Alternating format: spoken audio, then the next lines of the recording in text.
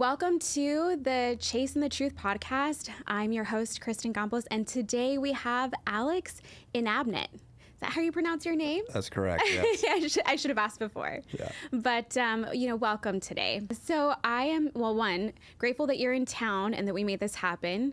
I know that you split your time in Austin and San Diego and Tampa. So there's going to be, I guess, quite a bit of stories that we're going to follow and exactly what you're doing with your business. I think I've just gotten a glimpse into what you're building.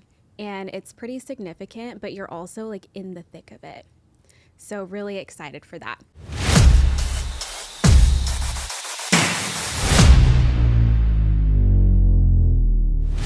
Tell me about your story. I think I just know a little bit about you, Louisiana boy, and met you at Collective. I'm so thankful for this gym because it's put me in contact with a lot of just new, motivated people. So tell me a little bit about yourself, and we're going to kind of build your story through there. Yeah.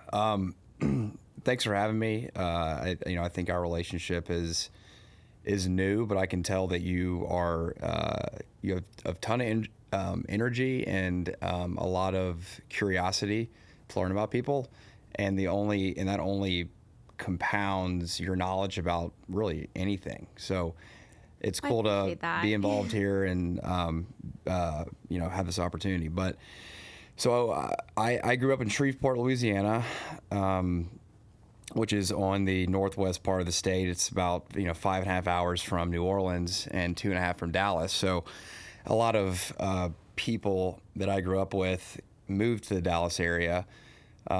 There's actually more Cowboys fans in my hometown than there is Saints fans. Interesting. Because it's only 15 minutes inside of the state from Texas. I just have always been a very curious and motivated person. And I think that stems from both my parents. My mom is a personal and marriage therapist, a shrink, if you will. Yeah. And my dad's a entrepreneur, financial advisor.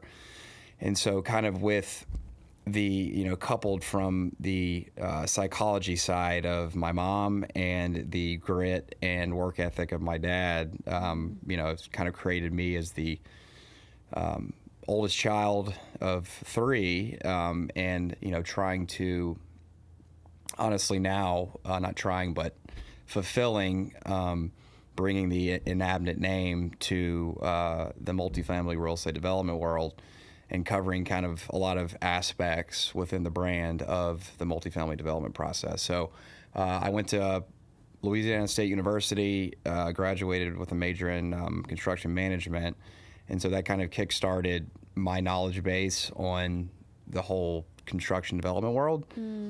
Had a few different internships around the country. One was in Denver, one was in Vegas, one was in Baton Rouge at a chemical plant where I was a laborer. And I got a job offer from a commercial general contractor out of the Las Vegas opportunity or internship. And I chose to go work in Southern California at a location that they had there.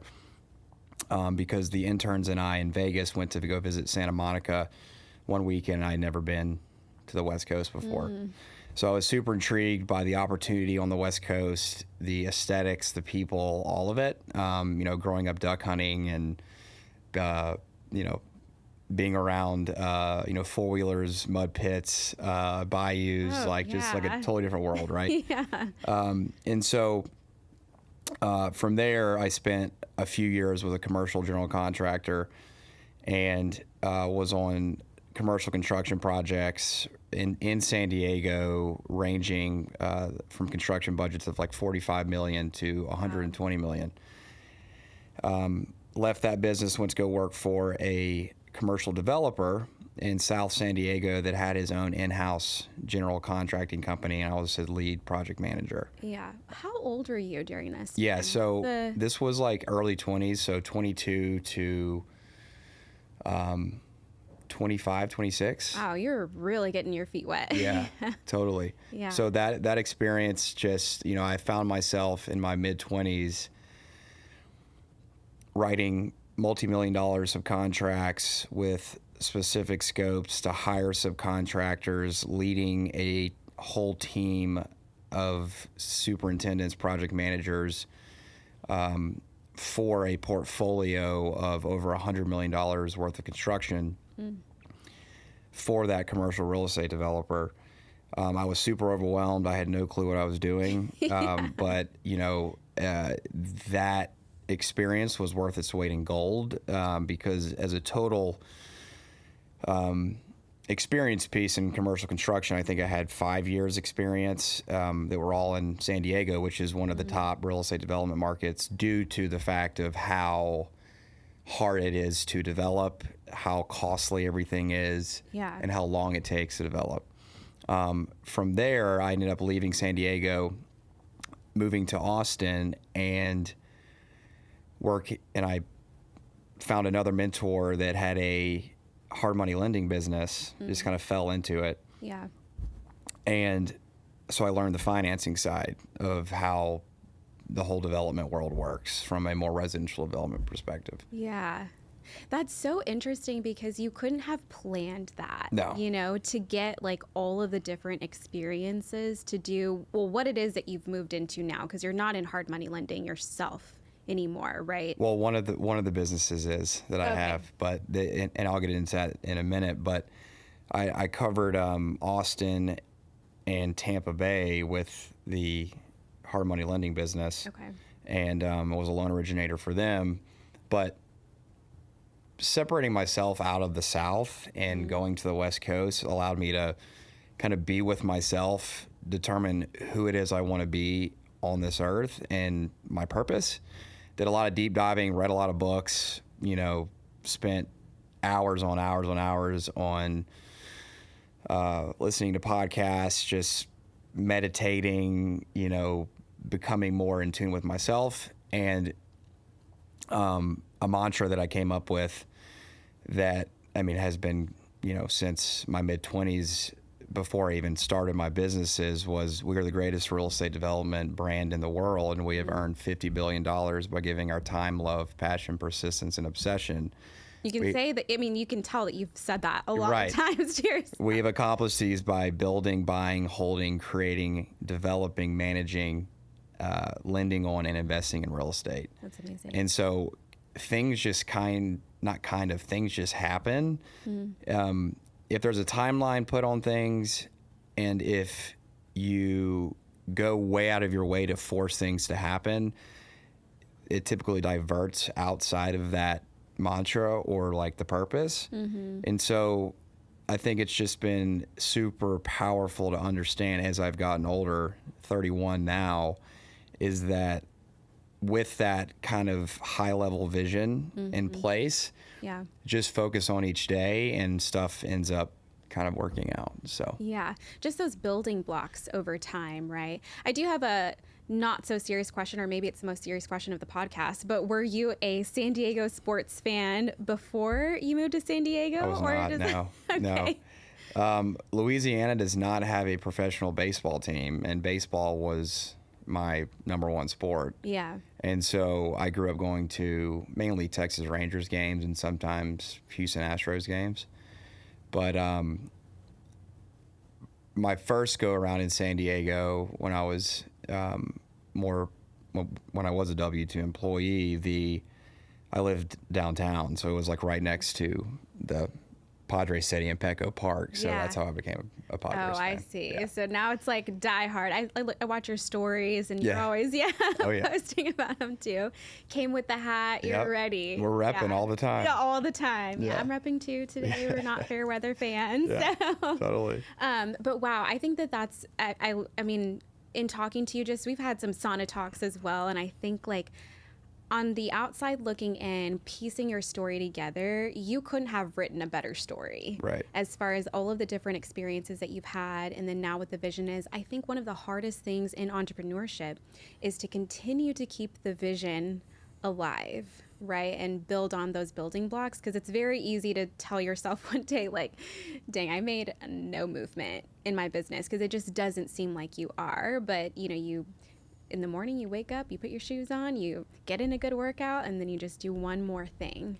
And I think that that's what you've done. And over time, it compounds just like money, right? Same principle applies, I think, in business as well. And you've really done that. So what's your vision? Because I know that you do have different branches of businesses. So you are part of lending as well, real estate development. So break down your businesses and what it is that you're doing in each of them. Yeah. So, by the way, I love the branding. yeah. Oh, thanks. Very simple, Thanks. very clean. Yeah. Yeah. The goal is, and this is a joke, but it's actually serious, is to get people to pronounce the last name correctly, because it is, difficult. Yeah. What are the different pronunciations that you get? So Inabnet, which there's two N's, so it's pretty simple. It's just Inabnet, but a lot of people for like Inabnet, right? But yeah, the joke is that I'm only doing this so that people can pronounce my last name right. So yeah, it's working. Yeah. So as far as the brand goes, just through my involvement of being curious and having mentors that are significantly older than me, nobody in my family does what I do, and so I just had to put myself in certain situations so that I learn, fail, then navigate through those waters of, okay, cool, like this is how this person did it, but this is how I would do it differently. Mm-hmm. And then project that into the people that are hired to then lead and promote the brand through certain projects, right? But as far as the brand goes, Inabnet has been trademarked and is currently being consolidated into one website, one kind of everything, because there's social media accounts and emails and websites that are separated. Yeah. But right now is a consolidation phase into one, so that there's easier access for clients to come in and basically pick and choose what they need for our services. So there's 5 companies in the brand that were all founded in Florida: Inabnet Realty, Inabnet Funds, Inabnet Contracting, Inabnet Property Management, and Inabnet Consulting. Realty is the development arm. Funds is the debt lender arm, which there's an asterisk next to that because we are within that company. There will be tiers of debt lending and equity lending through a new partnership with a very, very good buddy of mine. Inabnet Contracting is the construction business. I am personally the licensed individual that has passed the tests and gotten insurance and bonding in Florida and in California. Texas doesn't require a license. Florida is a tough state.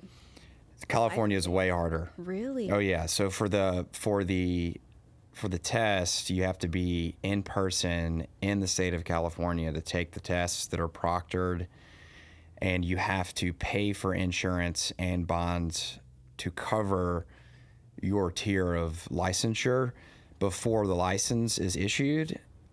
So it's like a lot of time and out of pocket dollars. Yeah, upfront. In Florida, it's an open test. It's an open book test.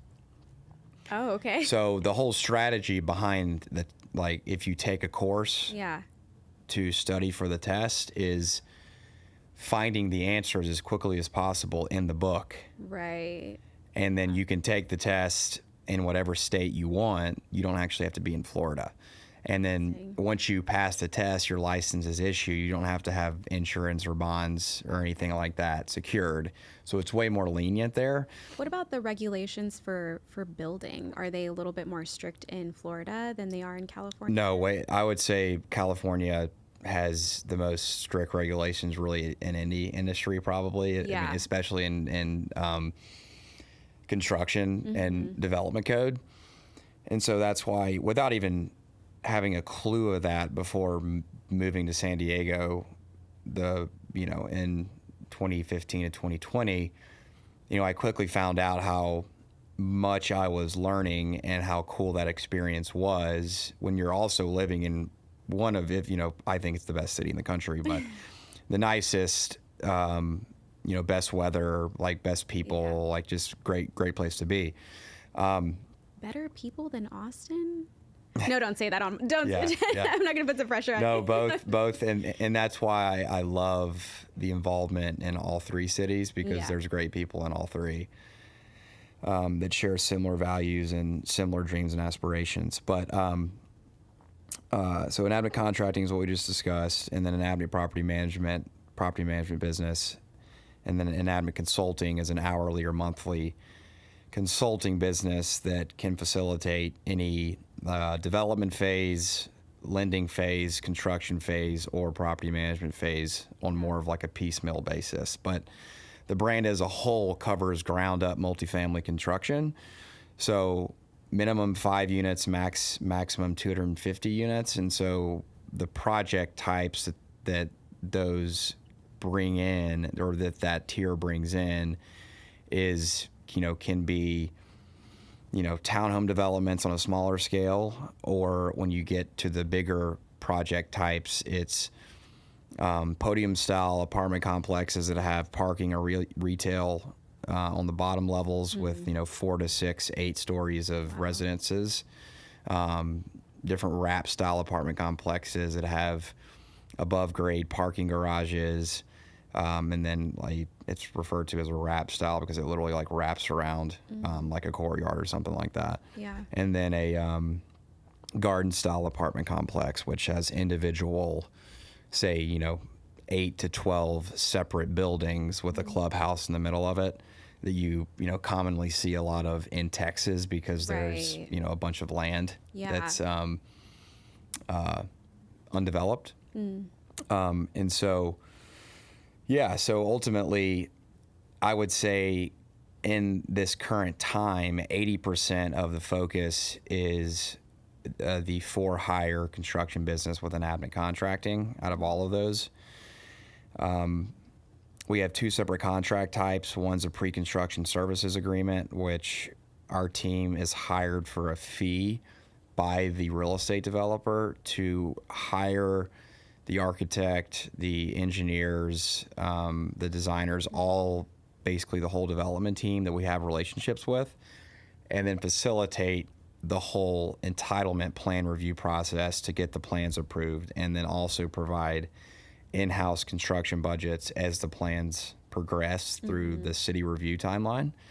And then also provide constructability insight, because what happens a lot of times in the development world is developers will go through the whole, sometimes these entitlements can take 18 to 24 months before construction can start, right? Yeah. So they go through all of that time. Being a developer myself, big visionary role, right? So that entity or individual is pushing their vision on the project, and then you have an architect and engineers that facilitate that vision and say, most of the time anyways, they say, this is what the highest and best use option is for this lot. And then you end up maxing out the square footage. You end up basically producing a product through design that is quite literally the highest and best use for the lot, so that the pro forma on the development side projects the best return for the developers, investors. Yeah. The issue is that there's no constructability insight through that process from a construction company that says, hey, this is great, but where in the heck are we going to put our, store our materials? Where are we going to fit a man lift? We don't think about. Right, correct. So it just helps to facilitate that process, so that if and when that multifamily developer client does want to pursue the highest and best use option on that lot, we can kind of bring them back to reality in some cases and say, hey, let's like decrease the square footage a little bit to create more space on the lot. Let's, if you do want to stick with the highest and best use, let's make sure we have traffic control, staged here, so that whenever we have material deliveries coming in, we have a clear access for the whole site logistics of the whole project during construction. It's like the visionary portion meeting the logistic portion, so that it becomes a true reality, not this like total they a great concept, but like it's just a concept because you can't put it build it from ground up. Correct. Yeah. Yeah, absolutely. I mean, it's truly like the Steve Jobs and is it Steve Wozniak? I think that was his name. Like the visionary versus integrator roles, right? To make sure that the actual vision is fulfilled to what the visionary wants, but to the reality's perspective of it. Yeah. So that's the pre-construction services contract, and then we have a guaranteed maximum price contract. That's a totally separate contract. The client can hire us for the entitlement phase only, and then choose to pick another builder if they like. Yeah. Or if we like working with the client and we've had a good experience and we like the project, then we submit a bid to then be hired underneath our guarantee maximum price contract to then hire our subcontractors, bring our team in, our management team, and then facilitate the construction phase.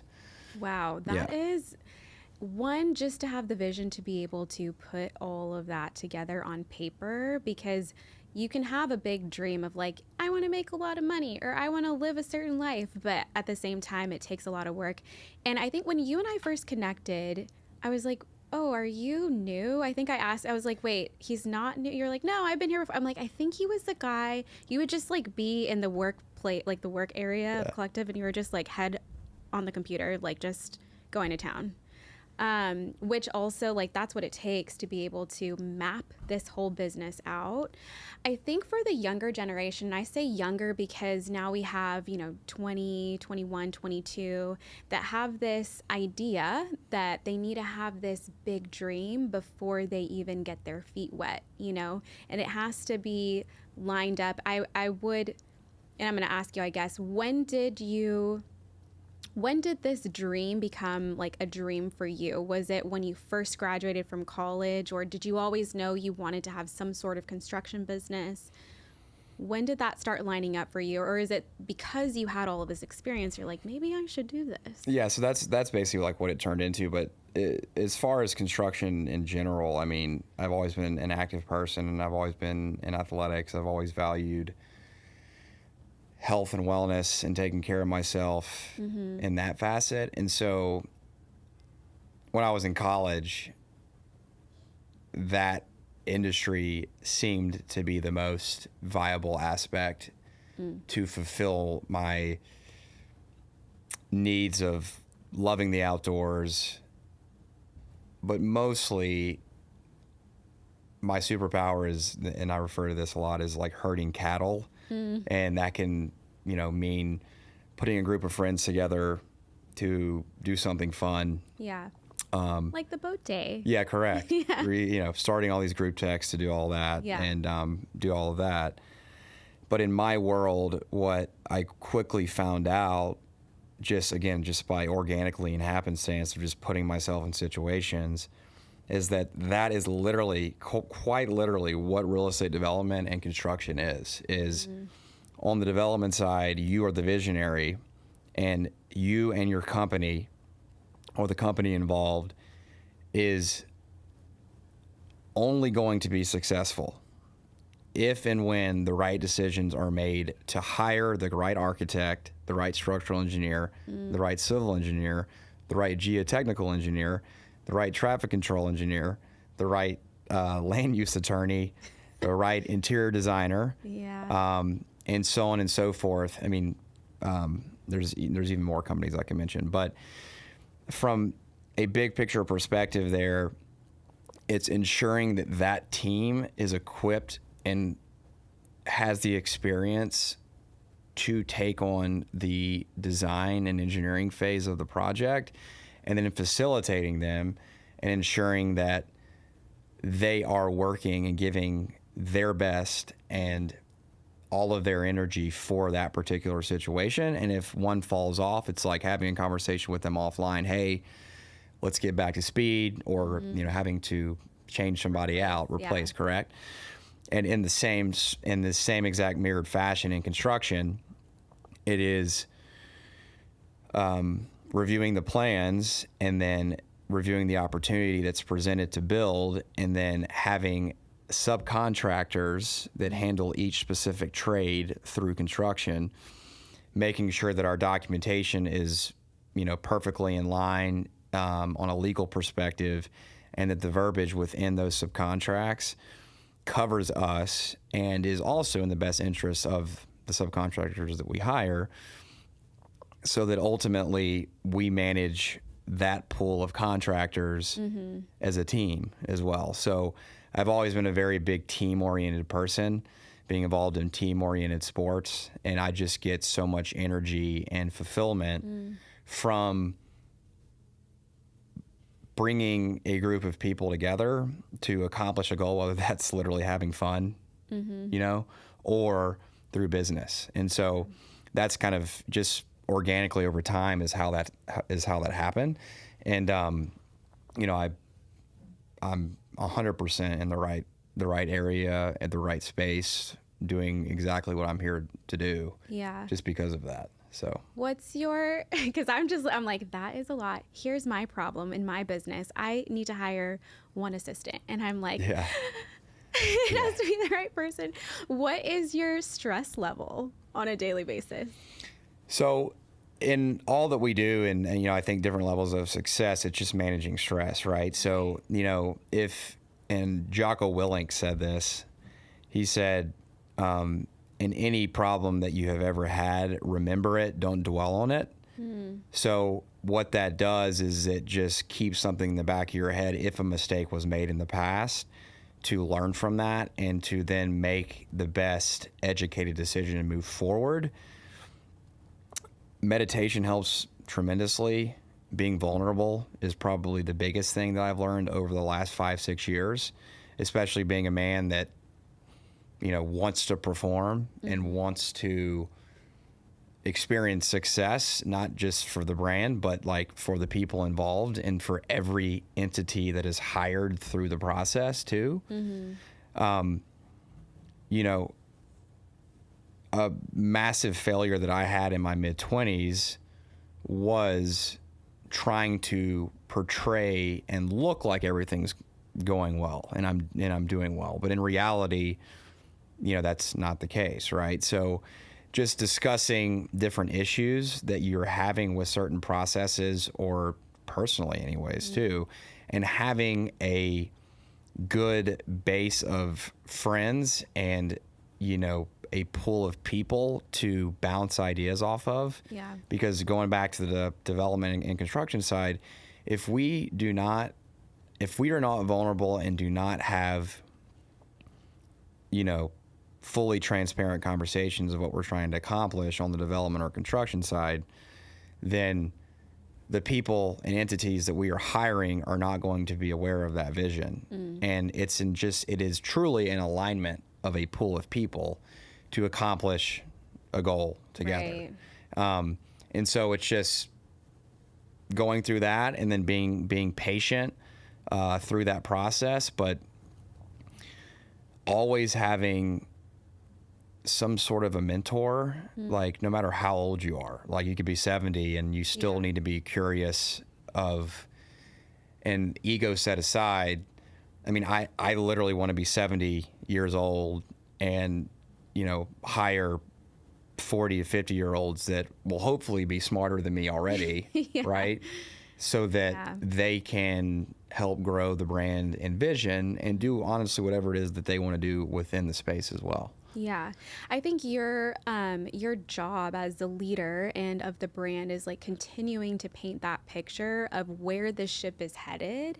And I think if a leader gets good at that, like you have, you can articulate it so well, exactly what you're trying to accomplish with this brand and the legacy that you want to leave. It goes back to Steve Jobs and the way he was just such a visionary and continued to paint that picture. And all of us in America are buying into iPhones and have been for how many years, right? Just because of a person that can continue to paint that picture, I think is the most important piece, because you can have somebody that can, do the work or integrate because you definitely need that piece as well. But if you don't have the visionary, there is nothing to integrate, right? And so I think that you're doing an amazing job from an outside perspective, looking in, managing and maintaining that, because it's a lot to corral some people. And some people have good days, some people have bad days, and you're like, hey, we're having a great day today regardless of if the sky is falling, but we're moving the ship forward. But it's also important, I mean, obviously, to be positive, but at the same time, like, to insert some sort of,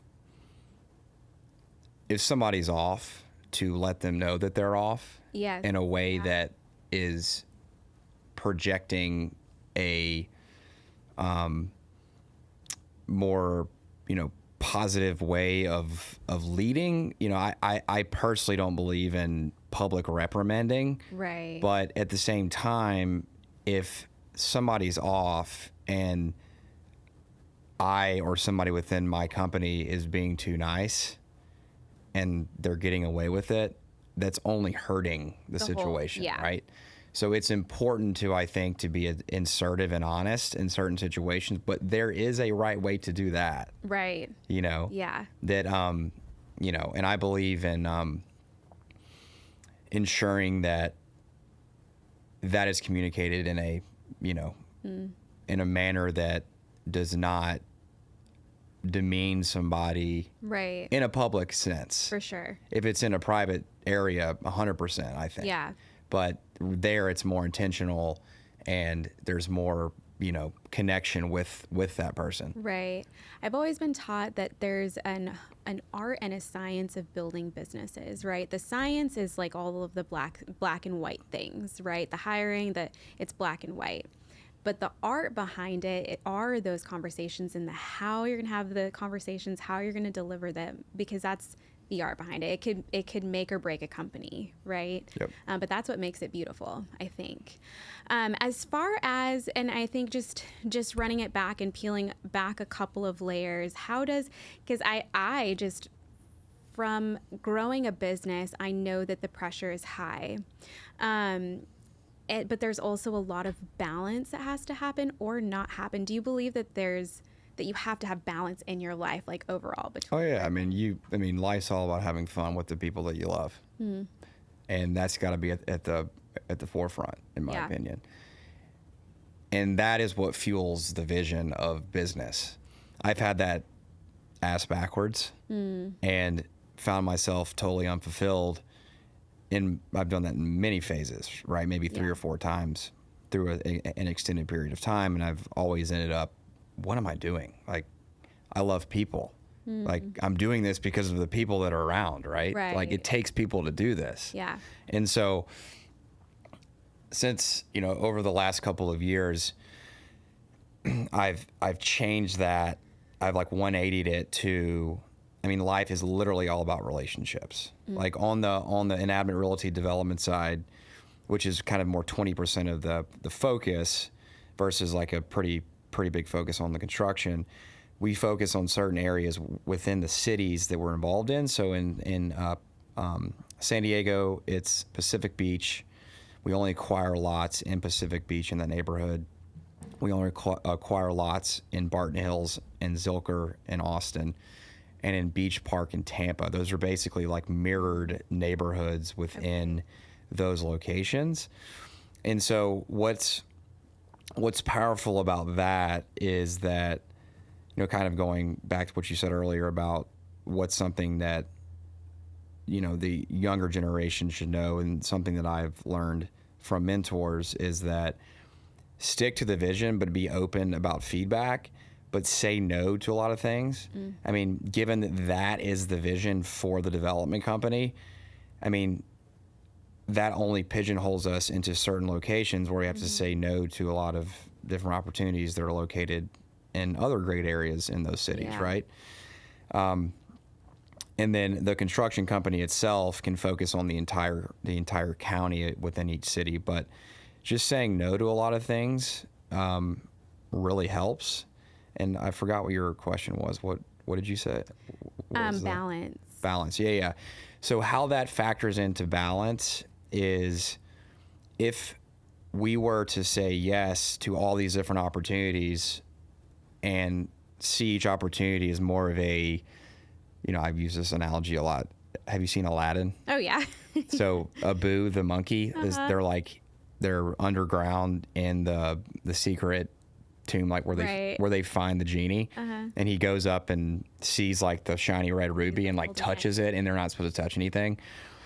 So having that opposite approach, Such like a great analogy. like not having that approach in life, like literally being able to, because there are so many things in life, whether it's business relationships, certain projects, friendships, dating, all of that.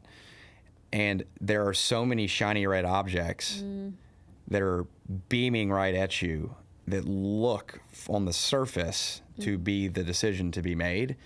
But in this world of real estate development, it is quite literally hearing something and doing all your due diligence behind the scenes to ensure that whatever the opportunity that's being projected is actually true. Yeah. And so finding balance in that is, spending the amount of necessary time and patience and energy on that. So that is why specific locations on the development side are required to be a balanced real estate development company with Inabnet Realty. Because if we were saying yes to all these opportunities, then there's different development codes in San Diego all throughout the county with all these different cities, which, in Austin and Tampa, you have the same codes throughout the county, so it's like way easier to develop. In San Diego, you have the city of San Diego within within San Diego County, and then all these other cities that have their own codes, so everything changes if you're involved in other places. Right. So the balance within the business, and then obviously the balance personally of ensuring that things are taken care of within the brand, the right people are involved. Second to spending time with loved ones, smiling, enjoying the terrain of wherever the heck I'm at the time, and just building relationships with people. Right. Because in all of this, in all facets of the company, it takes people to not just fulfill the vision, secondly, but firstly, like it takes people to enjoy life, because that's literally why we're here. In my opinion, is to get the most out of life and have life live for us versus living for that. Right. Yeah, chasing that nugget all the time. Yeah. I think it's almost as if like balance and focus and balance go hand in hand. Right? Like the balance in your life will create focus. And if you're like dialing in on that focus, then you'll have this balance in your life. I was talking to actually Sam McCatherine the other day and talking about, because especially living in a city like Austin, I've never visited San Diego or Tampa, so I don't really know how those cities operate, but I know Austin, it's such a young culture and there's activities going on all the time, and they're fun activities or seemingly like networking activities. And if you're in a networking business, like me being in lending, or Sam is in real estate, and so it's like, oh, it's a networking opportunity, and I'm like, we have to learn to ask ourselves, this is like my nugget to the people, learn to ask yourself, is this going to move? First of all, you have to have your priorities in check.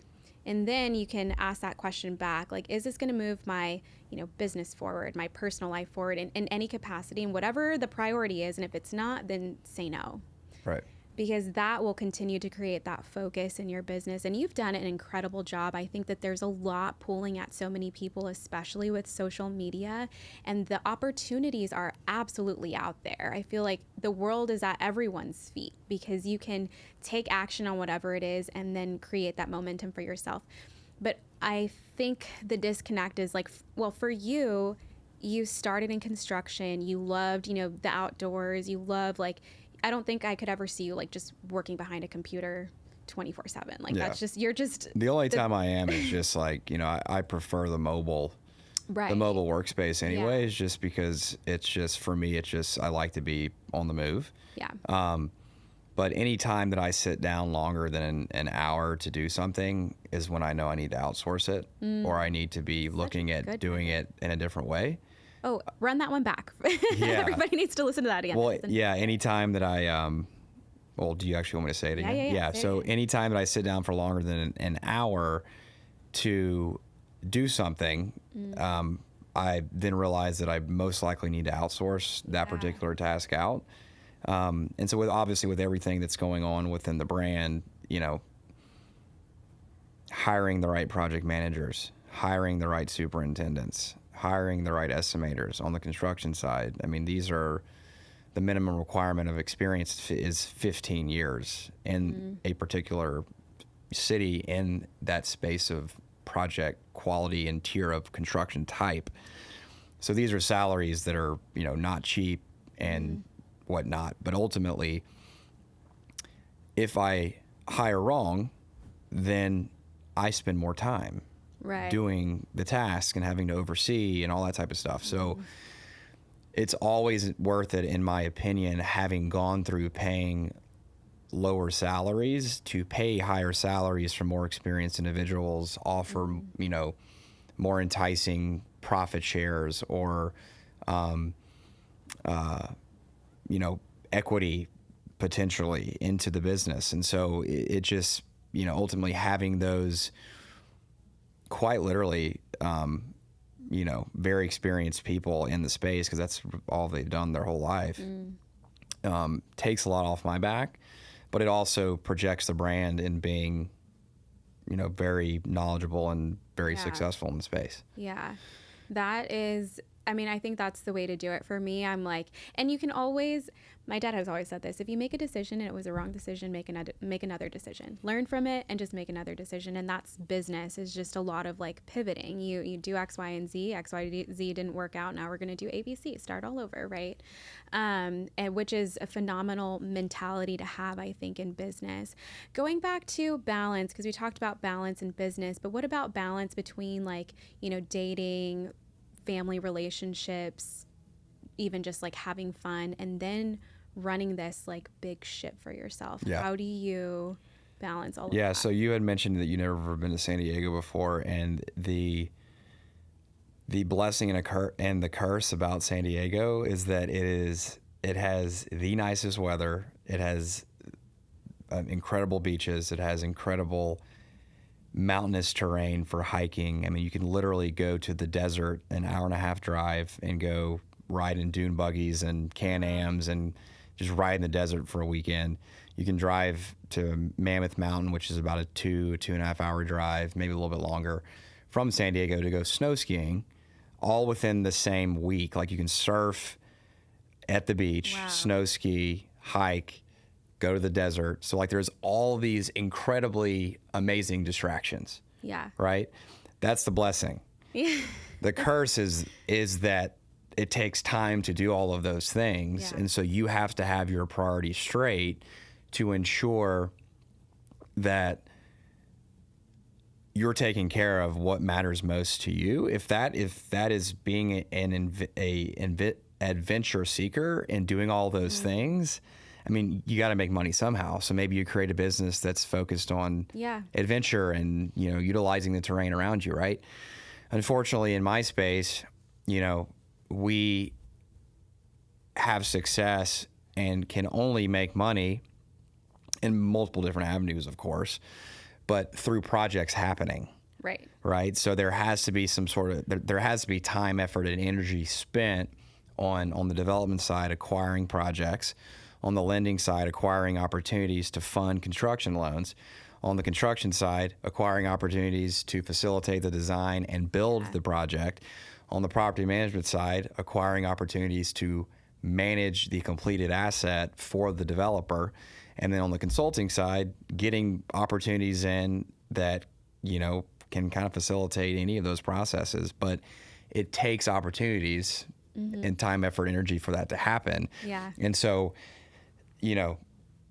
delegating through that space allows me personally, as my last name's on the brand, to have more balance with spending time with family, which it is extremely hard in my shoes to do because of the amount of time I spend in the other locations. And my parents live in Shreveport, Louisiana. My sister lives in Dallas. My brother lives in Shreveport. So they're North Louisiana, North Texas people.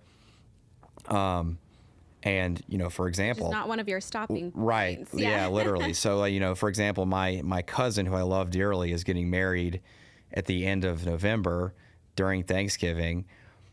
It totally slipped my mind, just because I have all these things going on. I wasn't planning on going home for Thanksgiving. So then I have to try to figure out how to put the ducks in a row to make sure I get back for that. Yeah. How much, what is the opportunity cost of, missing that and focusing on what I need to focus on versus, or vice versa, So because FaceTimes and phone calls are my go-to just to ensure I, let the people know that I know love me, that I love them back.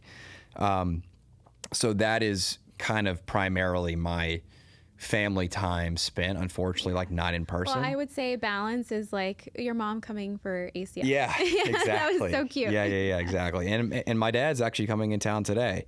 So it's, but what has happened is I have had to stress and communicate to them, hey, I am only in Austin for a month. Mm-hmm. I will be in Austin at this date until this date. Mm-hmm. Let's get together and make that a priority. But if I just showed up to Austin and didn't tell them, they wouldn't be able to game plan that, right? So there has to be a balance of priority for family time. And communication in advance to fulfill that, because then I would not be here on this earth if it wasn't for my parents, right? Yeah. I would not be the person I am today, or the man that I am today because of my parents, right? Mm-hmm. And so, giving them, they will always get my time no matter what. So being able to figure out, spending time with them, and then. As far as dating and friendships go, it is, I kind of go back to the Abu situation for the, I just, I've made bad business decisions. I've made pretty terrible dating decisions too, because they were all shiny red objects.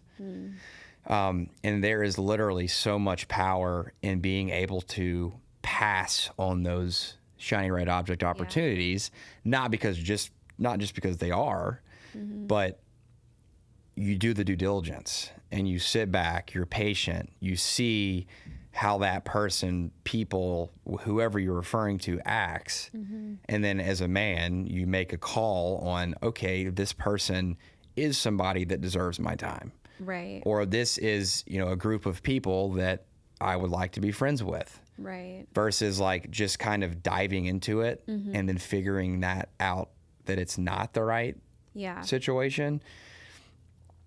A successful man, or really individual woman, it can be anything, I truly believe their tier of respect, success, all of that in life is based off solely on that particular fact, is the decisions that are made for friendships, for dating, for family, for business. Mm-hmm. And all those things take people to make the right decisions to pour time into.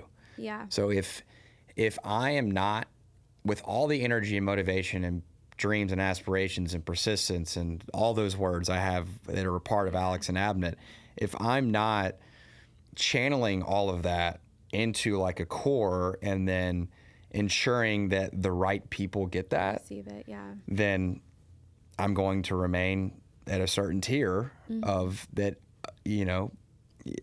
let me say this example is I hear pretty commonly people saying bad things about friends or anything, or any person that's in their life. And I sit there and, I personally don't have the capacity or time to literally listen to that, because I just am because literally it's just, you have the decision. You choose that. You're choosing to be in this situation.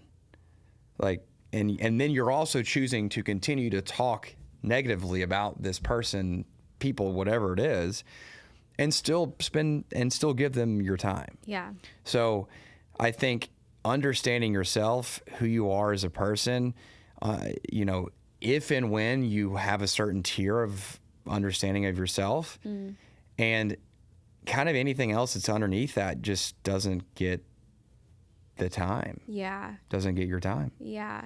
You know, I think that because I've learned that along the way myself, and I'm 34, and I think that in my early 20s, life looks a certain way, and then for me, my late 20s is when I did a lot of that like hard learning when it comes to not necessarily like, well, friendships as well, but dating specifically too. I'm like, dang, you learn a lot in those moments, and then you have that perspective on like, wait a minute, you start to learn if my output of energy is X, Y, and Z, and I'm receiving a lot of like negative feedback on it, then maybe they don't value my time, and I shouldn't share my time or put my time into that, because it is valuable when you have a vision of like what you're trying to pursue.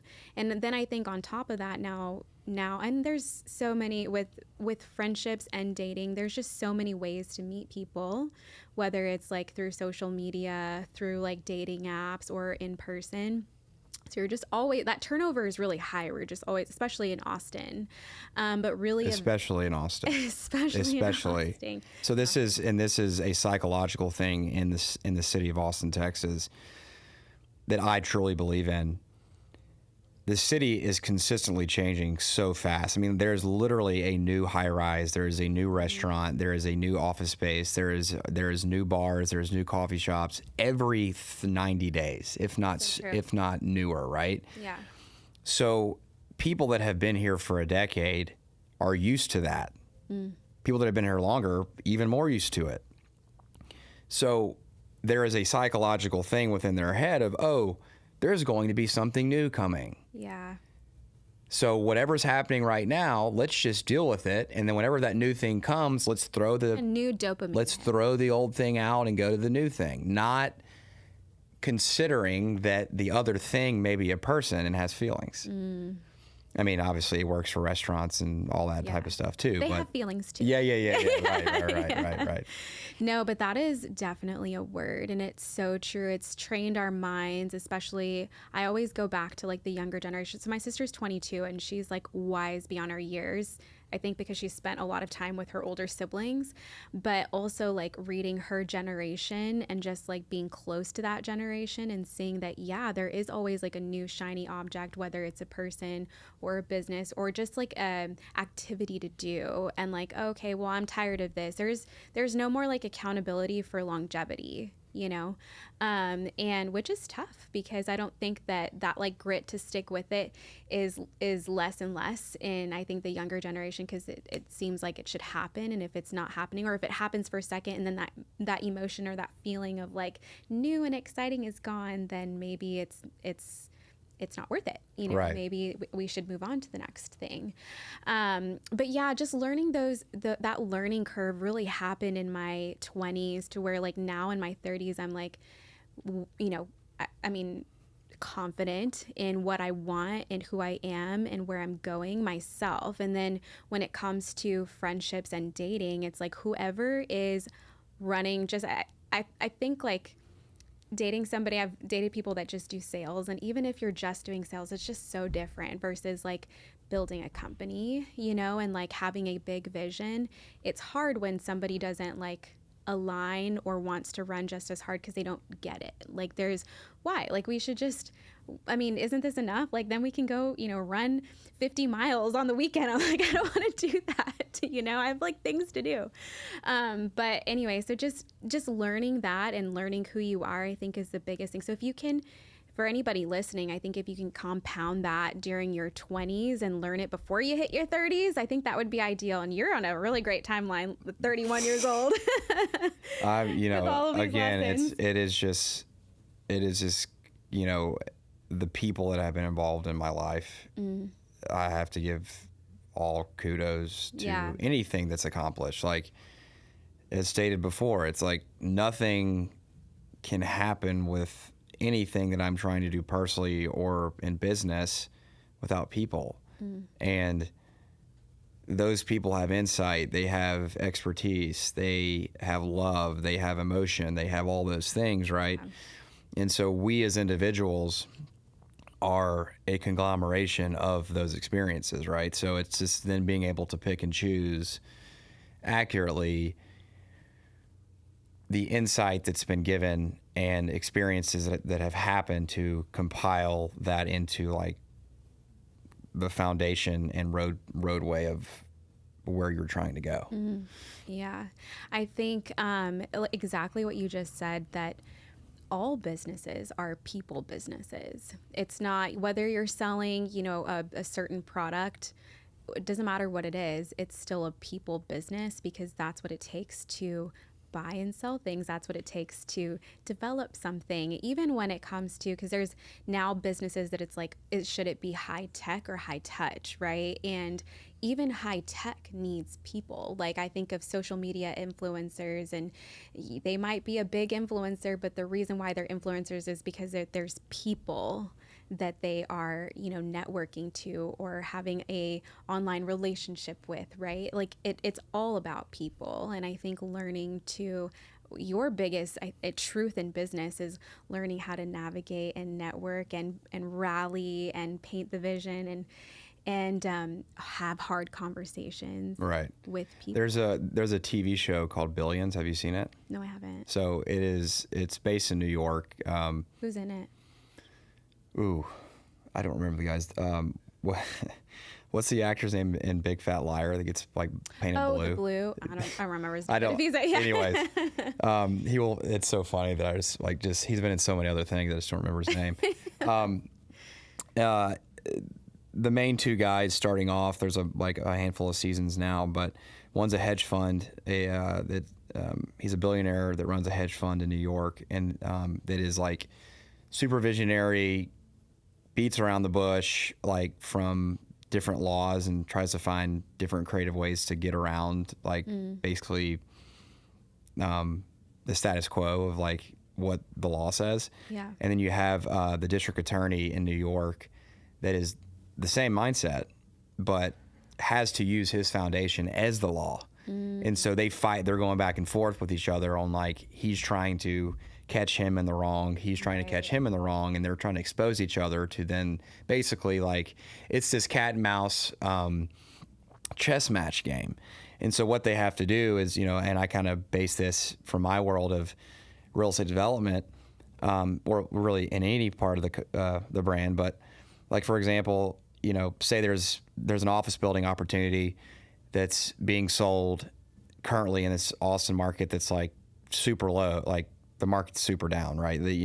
If something's on the market right now, there is a significant chance that means that the current owner is hurting financially because they're trying to get rid of something that they've had for a decade or so. But then when the listing broker says, "Oh, there's no debt on this," the owner, owns this free and clear, is in a great financial situation. You can only be successful if you do your due diligence behind the scenes to ensure that what that person is saying is accurate and make the right decisions. And the show Billions is kind of, if you take what, the listing broker says in this situation to portray a certain thing, if you listen to that, you're going to be like, oh man, this is going to, this is, if you're, naive to the situation, you're going to say, oh, well, I need to submit a, asking price offer for this because everybody else is going to be doing that, right? Hurry. Yeah. Hurry, which is what their role is in trying to do. In Billions, that's kind of quite literally what these two parties do, is like they have meetings with different people, and they say certain things to people that may not even be the truth of what is currently happening, because they want somebody else to go act in a way that kind of like to manipulates the situation. And so that again is like kind of getting further into the details about real estate development and construction, and all of it is being able to see those situations and then navigate through the waters of ensuring that there is a decision that is made, and even a response that's made that could be in a response that is in a manipulative way back to get, more information out of the situation. Yeah. But in a, I'm from Louisiana, from the South, like I want to ensure that the way that I'm acting as a, friend, mentor, brother, future husband, future father, that those type of responses are respectful and, aren't detrimental to others. And that is the internal cat and mouse game that I play with myself. Is like, do I want to be what the portrayal is on Billions of full manipulation, like out to like literally like kill them or, have their worst interests in mind, right? Or do I want to figure out what's really happening in this, in this case of the office building, and then, instead of like trying to push the listing broker and owner and like expose them, or just like, no, this isn't for me. Yeah. You know what I mean? And just like move on. You know what I mean? So it's like, it is, and I can't even remember how we got on this topic, but just working with people. Right. And there's just different ways to work with people. Yeah. I think that because I've, also worked for a person that was very manipulative, and it opens your eyes as far as like the real world. I was a speech therapist before coming into lending, which is like a field that's very like loving and, mostly like females. And then I'm like, I'm in the wild, wild west on the sales side, Yeah. And you do have a choice in business to operate that way, knowing that that's how, you could make the argument that that's how big business is done. Like to make it to the top, maybe that's what it takes. I would argue that, well, one, I wouldn't be able to sleep well at night, but two, just being a person of like integrity and character and letting that pan out over time versus like, because there's so many situations, even in what I do, that you could very easily like manipulate the situation. There's a lot of like sales sharks out there in the industry, but just learning how to navigate seeing those people, because when you interact with so many people, you get those skill sets to be able to read people, and you can start smelling them from a mile away. I imagine that that as well. Oh, I mean, I will continue to get way better at it and still be curious and learn more, but I've gotten significantly better at that just from getting taken advantage of in like multiple cases and, all facets of life. And so I just, I think it's important to understand that we need to practice what we preach, because what we do on a daily basis over an extended period of time becomes our belief system. So if you take a super extreme, terrible example of Bernie Madoff, which was a $65 billion Ponzi scheme, 30, 40 years of doing that. He built it over that span of time. He had convinced himself that what he was doing was what he needed to be doing. And he had brought everybody in, people out of high school, very smart from an entrepreneurial perspective, because they have no clue how the industry actually works. And then those people stay with him for decades. Yeah. So they're loyalty, but they're super inexperienced. He's taking advantage of that situation. That was his system, right? And that is how he did business in a very manipulative, wrong way. The 180 of that, it's literally seeing how everything took place there, and then flipping that to, accomplish whatever it is that you're trying to accomplish, because entrepreneurship is manipulation. Like, you as an individual or a group have a vision, and you have to convince others to help fulfill that vision. Yeah. And that's what you have to do on a daily basis. But it's like, what is your foundation? What is your foundation of principles to lead you or your group to the promised land? Right. What is that promised land? Yeah. Right. And how you're going to get there is the most important part, because if you take Bernie Madoff's situation in particular, it's like, he was in his own promised land, but it was for a limited amount of time, because the way that he did it, it was going to be uncovered regardless, right? Yeah. It was a it was a visual perspective with no found. It's basically, I mean, this is a good example. He built his everything. You know, we'll use a house. He basically built the wood framing and the exterior facade and all of the interiors and everything, but there was somehow he had been able to float it without a foundation being poured. So that, you know, it all came tumbling down, right? It's like in the Bible with the house that was built on sand, the house that was built on rocks, and the house that was built on like good soil, right? Having to ensure that foundation is built. I mean, I had a past employer, his common term, I learned so much from this guy in a great way, but this is something that I don't take from him. He had a common term of, oh yeah, we're building the plane mid-flight. And, you know, we used to just joke around about it and laugh. Yeah. And that is how he led. And looking at that from a serious perspective, terrible. Yeah. Terrible.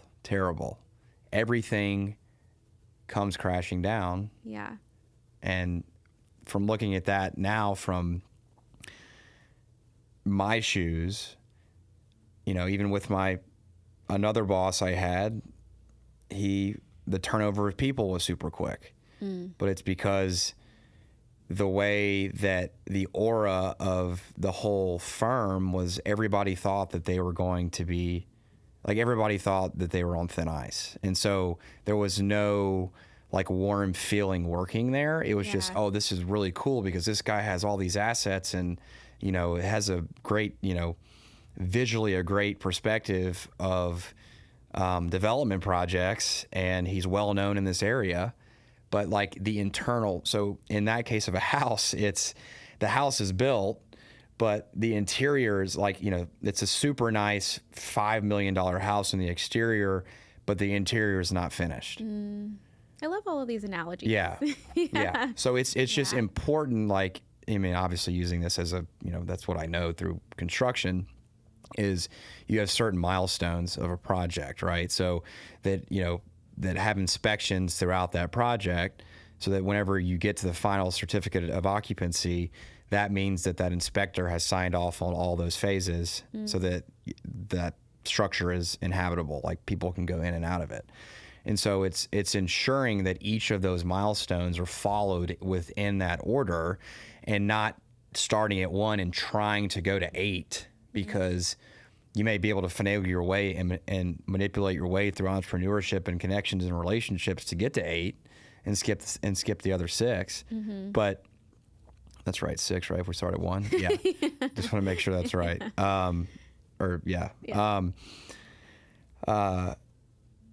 But making sure you follow that, you know, like, unfortunately, like I do believe that there is a timeline of processes that you have to go through within life to keep going and create an established level of success to go to different tiers.